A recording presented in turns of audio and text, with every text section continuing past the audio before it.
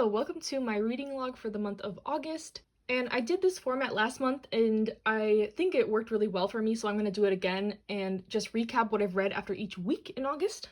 So starting with what I read in this first week of August, I finished High School Debut, so I read volumes 4 through 15, and when I tell you this might be my new favorite shoujo series, I'm not joking. This was so good. I don't even know where to start. I started this because of the name attached to it. This is the author of My Love Story, which is one of my favorite shoujo series, but this definitely tops that. I think this is really well written. The main relationship is healthy. The characters are great. They're lovable. The protagonist is not annoying. Her boyfriend is not annoying. The side characters are not annoying, except Yo's sister. I don't really like her. But other than that, the story's so wholesome, so cute. All the drama is resolved within like that chapter or that volume, so nothing is dragged out. Nothing seems like over dramatic or forced into the story. I really love it. It's just a cute story. Like, I cried because of how happy I was at some points in this. And maybe I'm just an emotional person or whatever, but this series is really special. I really enjoy it. I highly recommend it. It's really good. Basically, it's about this girl who wants to get a boyfriend in high school, but she doesn't know how to go about it. And this guy, Yo, he's very popular. A lot of girls like him, but he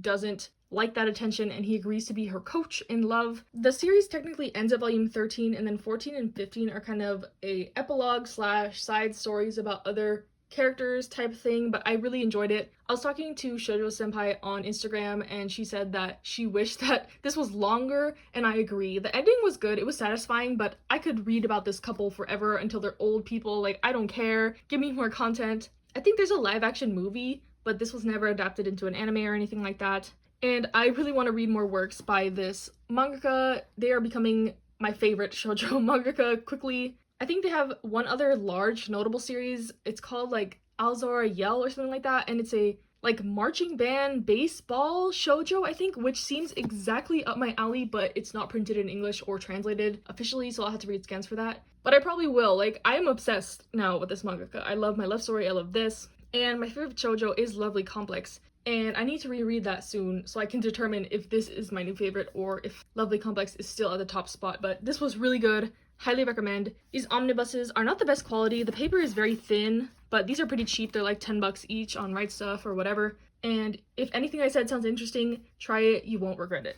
And then changing the tone to something completely different from that, Not Simple by Natsume Ono, another one of my favorite mangakas right now. I got a comment on my last reading log saying, just read Not Simple. And I was like, okay, I'll read Not Simple finally. It's been on my TBR for a while, but just a warning before you start this, this is a very dark and depressing little one-shot. I would trigger it for child prostitution, alcoholism, and domestic abuse. So if those things are triggering, please do not read this. It's, like I said, sad. It's not hopeful. It's not uplifting. There's no happy ending to this. And the structure of the story is interesting because it kind of does the ending as the first chapter, and then everything after that is kind of a flashback to what led up to that point of the ending. And I can't really say much about this without spoiling it, especially because it is a one-shot. But if you were looking for something sad, kind of realistic, depending on who you are, unfortunately some of this stuff is realistic in my world and my experiences, but essentially it's about this kid and his tragic life. Very tragic life. I really enjoyed this. I cried. It hit me in the feels. Some people might say it's one of those kind of things like I Want to Eat Your Pancreas or A Silent Voice that's purposely trying to make you cry or get emotional, but I don't think everyone will be emotional at this. Again, I said it depends on your life experiences. And I think the art style is really unique as well. I don't think this is for everyone. It's different from Ono's usual style. It's more of a chibi type thing, and I think it really illustrates one of the main themes of this manga, which I can't say without spoiling something. So yeah, if you're looking for something sad but like introspective with a perspective on something that's not usually explored in manga, I would recommend this. I like this, and this is definitely staying in my collection, if that says anything about it. And then also this week, I did read the first omnibus of Meisei Koku. And this one I thought was okay. It definitely got better in the second volume. This story is about a guy who didn't get into college the first time he tried, so he's taking like a gap year to study for the exam. And he moves into this boarding house dorm type thing, and this woman is the new landlord. And he's instantly infatuated with her. She's beautiful. Basically, that's why he loves her. She's beautiful. Like, I don't know what else to say. Love at first sight type thing. And the story is basically about just like the wacky other tenants in the boarding house and the guy trying to win over her, but it is revealed that she is a widow. So she's not quite sure if she's ready to go into another relationship. She still has a lot of memories of her deceased husband. So that's how the story goes, and this story is very long, so I'm not sure if that's how long it takes for them to get together or how the story progresses, or if it's just going to be more slice of life, shenanigans in the boarding house, which I don't mind. I love slice of life, so that's not what bothers me, but it's just kind of meh so far. I do have the second omnibus, so I'll read that and see how I feel. Of course, the art is gorgeous. It's Rumiko Takahashi. This is one of her early works, I believe. This was written in the 80s, so this is probably the oldest series I've ever read also, which was interesting. So yeah, that's what I read for the first week, and I'll see you in the next clip. Hi, so it's the second week of August, and I'll go over what I read. First, I did finish Waiting for Spring, so I read volumes 2 through 14, and I think overall this was a pretty good series. It follows this girl in high school who has no friends, and she starts working at this cafe, and one day a group of these boys come into her work, and the 4 of them are on the school's basketball team. They're all kind of popular pretty boy types, kind of arrogant, kind of mean to her at first, but over time they develop a friendship, they bring her into their friend group, and then you also meet her childhood friend who was in America, and he comes back as this superstar basketball player. So that's how the story is set up, and then the main, shoujo trope I would say that's in this is the love triangle. So if you don't like love triangles, you will not like this. The love triangle is pretty prevalent until, I think, up to, around volume 11, but it's pretty obvious who she's gonna pick the whole time. And usually when I watch, K-dramas, I always like the second male lead, the one that doesn't get picked, but in this one, I was rooting for the main guy. The second male lead was kind of too pushy and aggressive for my tastes. So I'm glad how this ended up. The ending was nice. There was something in this volume 14 that I really did not like, and I'll put it in the pinned comment since it is a spoiler, if you're interested in my thoughts. And that kind of didn't ruin the ending for me, but kind of left a bad taste in my mouth. And this volume 14 is not really the last volume. It's kind of side stories and stuff like that. And volume 13 is the true ending. But yeah, overall, I thought this was okay. I gave it a 7.5 out of 10. Not the best thing I've ever read, but not the worst thing I've ever read.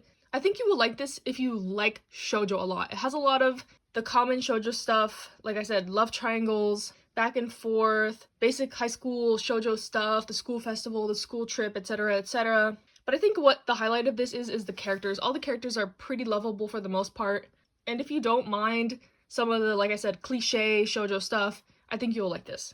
Next, also technically a shoujo manga, I did read all of number 6, so volumes 1 through 9. This story is a dystopian thriller action series with a tiny bit of romance. It's basically about this utopian society called number 6, where everything is perfect, or so it seems, and the main character Shion has lived a very privileged, sheltered life, and one day he kind of discovers what's really going on under the surface when he meets this guy named Nezumi, or in the English translation it's Rat. So yeah, take that as you will. But this story is really good. I have seen the anime and I think the manga is better.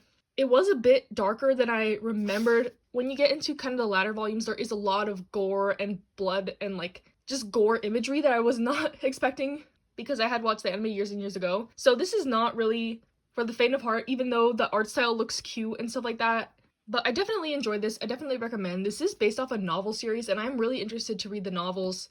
I did read the sequel. There's 4 chapters of the novel that's a sequel that doesn't super resolve the main cliffhanger type thing at the ending, but it was still nice to see that. So that got me interested in reading the rest of the novel series, but the ending is very bittersweet for this. If you know what I'm talking about, you know what I'm talking about. But this was really nice. The romance is more played up in the manga than the anime, and I think you could connect it to something like Banana Fish level of romance. So I think if you like Banana Fish, you will like this. But overall, really good. I highly recommend this. I would rate this an 8 or 8.5 out of 10. Quick read. If you want some dystopian action, kind of political commentary with a little bit of romance and great characters, I would recommend this. Next, I caught up with Hinamatsuri, so I read volumes 1 through 12. I did a lot of reading this week, I guess. But basically, the story is about a girl who comes to Earth and she has powers, and she lands in this guy Nita's house, and he is a member of the Yakuza. So right off the bat, the funny situations ensue. It kind of turns into a father-daughter type relationship. He does end up taking care of her. And it's just hilarious. This manga is so funny. I was laughing out loud almost every chapter. It's a specific type of humor though. If you like Arca Under the Bridge or Gintama, you will definitely like this. This is my type of humor, so I really liked it. But also, it has a lot of wholesome moments too. Like I said, it's a father-daughter type relationship. Nita is like a single guy in his 30s who is a yakuza, so obviously he's conditioned to be kind of a more hardened person, but he grows a soft spot for Hina, that's the girl. And it's just overall wholesome, funny, good times. Even after where the anime leaves off, there is sort of a time skip. So Hina is like in middle school at the beginning, and then it time skips to when she's in high school. And that just brings a whole nother set of funny antics and stuff like that. So I think it's really good, and the author keeps things fresh that way. So I'm really excited to read more. I think there's 19 volumes, and they're up to 12 in the English print. So I'm really excited to keep reading on this, and I'm really enjoying it. I highly recommend this. This is probably my favorite thing I read this week. And then lastly, this week I read volume 1 of our Not So Lonely Planet travel guide, and this one is my first thing I've read from Tokyo Pop in their like Love X Love series, their BLGL series, and I really enjoyed it. This is basically about two guys traveling the world, and if they survive the trip, they agree to get married.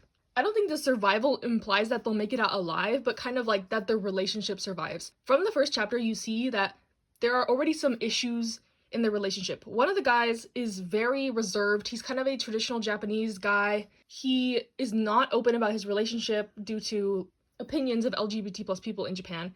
And like the first place they go is Thailand, which is, to my knowledge, much more open and welcoming of LGBT plus people. And just from the get-go, when he sees that, he's like already questioning how he's lived and stuff like that. And his boyfriend is the opposite. He's a very happy-go-lucky guy, wants to travel the world, make new experiences, in contrast to his boyfriend, who is very anxious and overthinking and thinking about what people think of him. So, like I said, right off the bat, you see them arguing about some petty thing, but those petty arguments build up over time, and I'm interested to see how this goes. It was really cute, and I'm really looking forward to seeing how their relationship ends up. Like I said, if they make it around this trip around the world, and if their relationship stays intact. I don't know, I took one psychology class in college, and all I remember is them saying that opposites attract is kind of a like logical fallacy, or however you call it. It's just something people tell themselves, and it really doesn't work out most of the time. So I'm curious to see how that plays in. Like, they're definitely not like a toxic or bad couple, but there's just the little cracks that you see that could become a bigger crack over time if they don't communicate or talk out their issues, and they have talked out a couple things so far, so I think it's going in a good direction, and I'm excited to read more. I looked it up, and I think it doesn't come out volume 2 until February next year, which is kind of sad. It's a long wait, but I'm excited to read more of this. Hello, today I'm going to be going over everything else that I read for the month of August, so these last 2 weeks. My life has been super busy, so I haven't read that much in these past 2 weeks, but a big chunk of what I did read was that I finished Hikaru no Go. Previously, I had read volume 1, and I had checked out, I think, up to volume 9 from the library, and then I just read the rest on the Shoujo Jump app. I was planning to just read one volume online,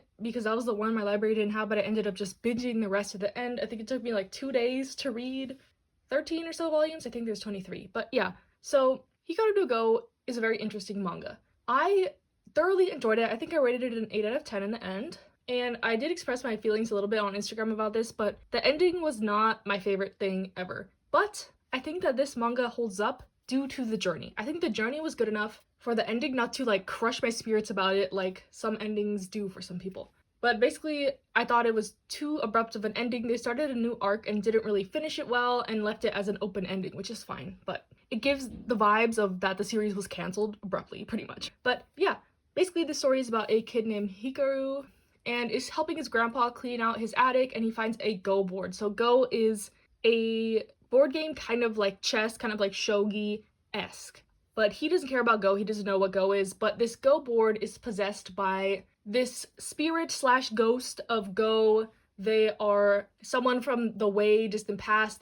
They were like the Go advisor to an old emperor or something like that. And basically the spirit possesses Hikaru and goes along with him on the journey to becoming a professional Go player, pretty much. And there's like a kind of turning point in the middle of the series that I think would have been a better ending point. I wouldn't have minded if it ended there. The stuff with Sai, if you know what I'm talking about.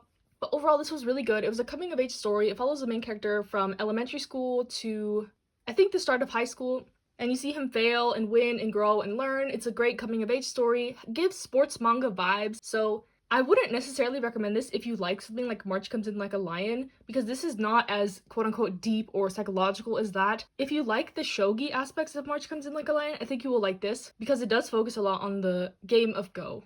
And I will admit that reading through this, I still am not super clear on the rules of Go. I get the gist, but they do have like teaching moments and stuff like this in here. So if you really are interested in learning the game of Go, you could learn a little bit through this. The only board game I know how to play in this realm is chess. But yeah, it was interesting to see this. I love the characters. I love the art, of course. It's by the artist that does Bakuman and Death Note, but with a different author than Bakuman and Death Note. But yeah, I highly recommend this. I really liked it. I like anything to do with sports pretty much, so this was right up my alley. And I'm glad that I was able to read it on the Shonen Jump app. I admittedly do not really like digital manga. My head and my eyes did hurt after re-binging this, but I think this is an awesome resource. Obviously, there's so much stuff in the catalog. You can kind of see some stuff I've read on here. But moving on from Hikaru no Go, I also decided to read, I think I read 6 chapters of Robot X Laserbeam, which is like the first volume, and this is by the creator of Kuroko's Basketball. But this is a manga about golf. And I've never talked about this on my channel, but I was actually scouted to play golf in college, but I rejected all those offers because the colleges didn't have good science programs. But yeah, I did golf in high school. I played golf my whole life pretty much. And it's kind of a sport that you don't want to admit that you like or play. It has a bad stereotype of like for rich white old guys. But you know what? I'm not afraid anymore. We're going to talk about golf here. So this manga is about a guy who has the nickname Robo, like a robot, because he's very like stiff, basically doesn't have a personality. Like think of Kuroko from Kuroko's Basketball, but like even more just like blank face, deadpan type of character. And he's very precise with everything that he does also, which is why he's called Robo. And Robo doesn't want to play golf, even though his friend is trying to recruit him into the golf club because they went out to a driving range once and Robo can hit the golf ball pretty much perfectly straight. He can aim, he can hit it right where you want to go. And that is like almost impossible for someone, even a really good golf player cannot hit it the exact same speed and length and accuracy every time. So it's like amazing that he can do this. But he doesn't want to play golf, he doesn't want to do sports, he doesn't want to do clubs at school, etc. But basically the best golf player in their high school league sees him at the driving range and is like, oh my gosh, how have I never heard of you? Like, I want to challenge you. Let's see who's better. And they have like a little match pretty much. And I'm not going to say the outcome, but this guy is like amazed and really wants Robo to play golf. And that's kind of how the story is so far. It kind of was just setting up the characters and the setting, etc. But I know golf is huge in Japan. So I'm surprised I haven't read any other golf manga. This might be the only one to my knowledge recently. And I'm pretty sure this got canceled at like 7 volumes. And I've heard that it's not the best thing ever, but I wanted to read it. Again, I love Kuroko's Basketball. You can see the similarities already with Kuroko's Basketball. The main antagonist slash rival literally looks like Aomine. Let me find like a picture. Like he literally looks like Aomine. You can't tell me that is not him. But yeah, basically I enjoyed this somewhat. It's really cool to see golf in a manga. And even though I do read a lot of sports manga, a lot of it is sports that I've never played or don't know like intimately the details of the sport. So it was really cool to read something about golf, which I know pretty much the ins and outs of, even though I've kind of been embarrassed to admit it. But yeah, golf and swimming and basketball were my main sports in high school. And I've yet to find a good swimming manga also. So if you know one, let me know. Free doesn't count. That's an anime and that's just good, wholesome fun. That's a guilty pleasure anime over there, but there's no manga for free. But yeah, anyway, so that's what I read digitally this month. I finished Hikaru no Go, and I'll probably read a little bit more of this whenever I feel like it. Like I said, I'm not a fan of digital manga in general, and this is only available digitally in English, so we'll see how that goes from now on. But moving on to some physical books, I did read the first volume of Asadora by Naoki Urasawa. I picked this up solely due to the name attached to it, and basically this volume was kind of a setup to the plot. Basically, there's a big tragedy and this little girl survives with this old man who was attempting to kidnap her before the tragedy struck. So they're basically 2 survivors of this tragedy and they're trying to find out how this happened, what has happened, is her family alive, etc. And this volume leaves off with kind of a cliffhanger. I didn't have time to read more of it, but I do have volumes 2 and 3 to continue. I feel like this might be a slow burn at first, so if you didn't like the first volume, maybe keep going. Because I think that's how Naoki Urasawa's works tend to be. I've only read 20th Century Boys. This was the next easiest one to get into. I want to get into Pluto and Monster, of course, but those volumes are always hard to find, so I figured something that is coming out right now would be the best bet. So I'm excited to read more of this, see how the story progresses, find out the mystery, but I can see similarities with 20th Century Boys already. Maybe because I just read that, I'm like, okay, this is has a similar vibe. So I'm excited to see if Urasawa can top 20th Century Boys or what's gonna happen. But like I said, I'm excited to read more of this. Next, I read the first volume of We Never Learn, and this is a harem school rom-com, pretty much like quintessential quintuplets from what I've seen of the anime of that. It's this guy who is super smart, but he's really poor, so he needs a scholarship, and the school says they'll give him that scholarship if he tutors these two girls who are really smart in one subject, but of course, that's the subject that they don't want to go to college for. I think, like, this girl is really good at science, but she wants to be a literature major for some reason, and she sucks at it. And then this girl is really good at literature, but she wants to be a science major in college. So they're trying to pass those respective tests to get into college. And then there's another girl that comes later who needs to pass an English test. So yeah, basically he's tutoring all these girls. I'm assuming they're all gonna fall in love with him, blah, blah, blah. I believe this manga does do the alternate ending route. Like, the last, 5 volumes are, endings with each of the girls or something like that. Like, he doesn't pick one in the end. But this was recommended to me from a couple of people, so I was interested to check it out. I do have volume 2, and if I like it, I think I'm just gonna read it on SJ. But I thought this was alright. I thought it was pretty funny, pretty cute, but I can't see myself enjoying it in the long haul. Like, I feel like this will get old fast. Just the style of comedy and stuff is one that I find is good the first time it is brought up, but then if the jokes repeat, it kind of gets old. So, like I said, I'm willing to read more. I liked this first volume decently. It wasn't my favorite thing ever. It wasn't groundbreaking or anything like that, but it was a fun time. And then lastly for this month, I read 1, 2, and 3 of Sasaki and Miyano. I actually reread volume 1 because I did talk about it before, but I didn't really like it.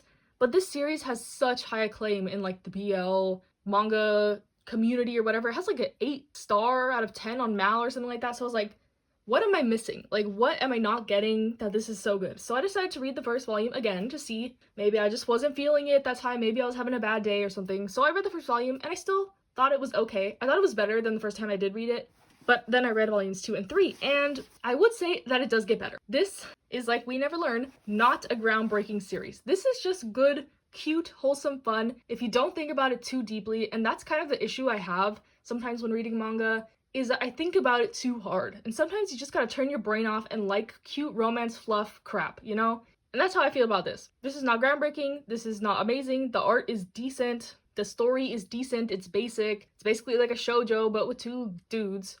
You got the more delinquent, outgoing type and the shy type. But there is glimpses of them potentially discussing coming out or dealing with your sexuality that I would appreciate if it gets developed further.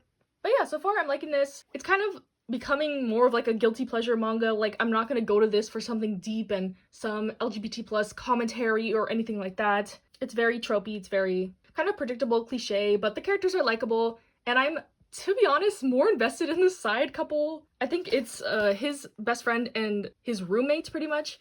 There's been 2 extra chapters about them, and those are cuter, in my opinion, than the main couple, but, we'll see how it goes. I think there's 8 volumes out in Japan right now, and these are coming out pretty quickly. I feel like these all came out in the span of 2 months. So Yen Press must be seeing some success with this. A lot of people are picking this up, but it's not my favorite thing ever like some people. I thought it was cute, I thought it was good fun, if I don't think about it too hard. And yeah, so that is all I read this month. Let me know what you've read. Let me know your opinions on any of these things that I read, if you've read them or want to read them, or maybe my talking about them has persuaded you to read them. Let me know. And I'll see you next month. So stay safe, stay happy, stay healthy, the works, and yeah.